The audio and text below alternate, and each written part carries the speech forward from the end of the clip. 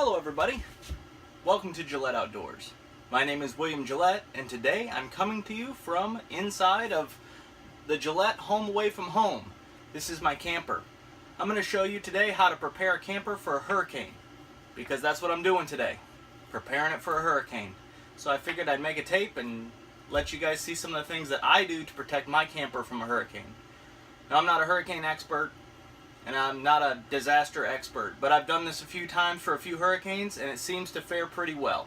So I'm just going to give you some ideas that you can do for your own camper or motorhome to protect your investment. And I mean, my camper is one of the things that I hold the most dear in the world because we spend a lot of family time in it. So I'm going to show you how I prepare my camper for a hurricane.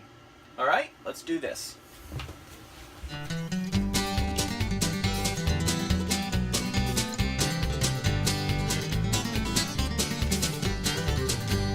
So with a camper, the two things that are working against you are the fact that a camper is built to be lightweight and it's also very top heavy.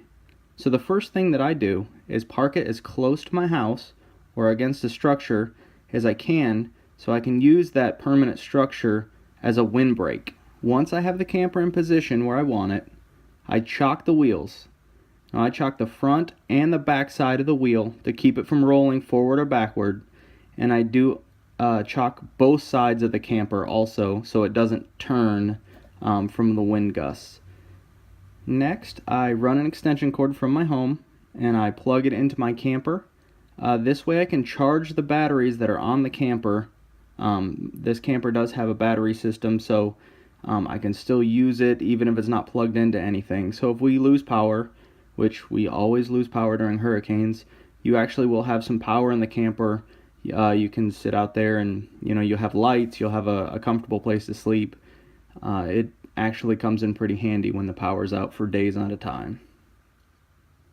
Okay, here's an important one.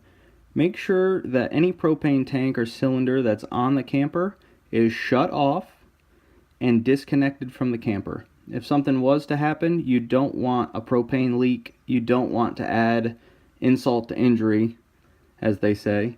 Also, maybe take that tank off and bring it inside or put it inside your garage. That way you don't have to worry about anybody stealing it. Propane is one of the commodity items during a hurricane. Everybody needs that for their gas grill and stuff to cook without power. So it's always best just to take that off and, keep honest people honest.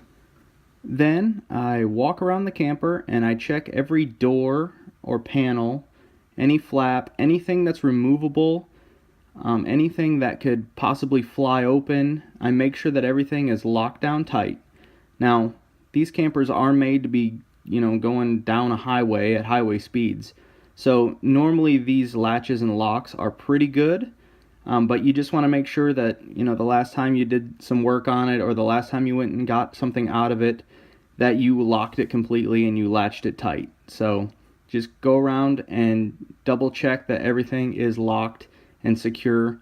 You don't want one of these things to go flying off and hit your neighbor's house or break a window or whatever. So you definitely want to make sure that all your panels and doors are secure.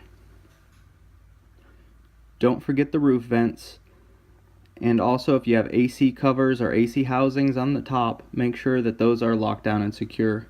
Alright, next you want to put down any stabilizing devices that you have on the camper.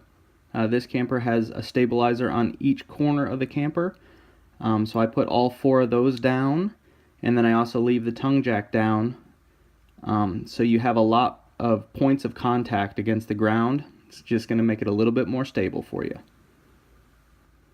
Alright, last but certainly not least, I think that this is one of the most important parts.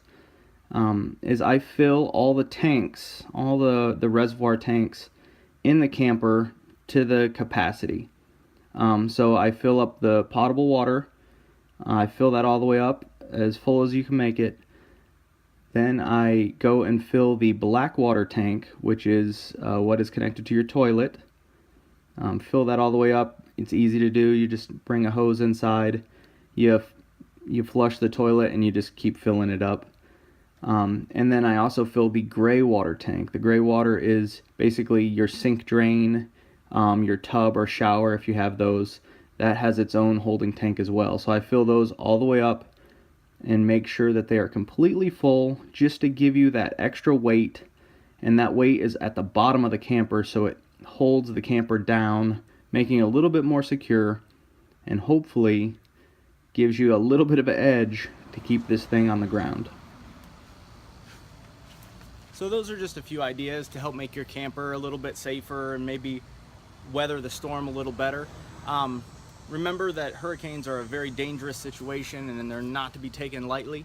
If you live anywhere near the coast, you should definitely evacuate. You should definitely take your camper with you. That way you can stop along the way and you actually have a place to stay. So I hope that these tips will help you.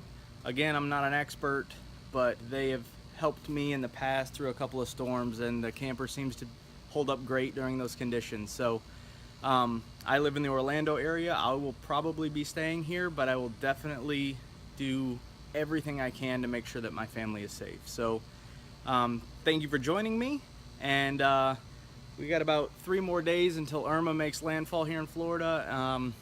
Wish us luck, and I'll see you guys on the trail. Bye.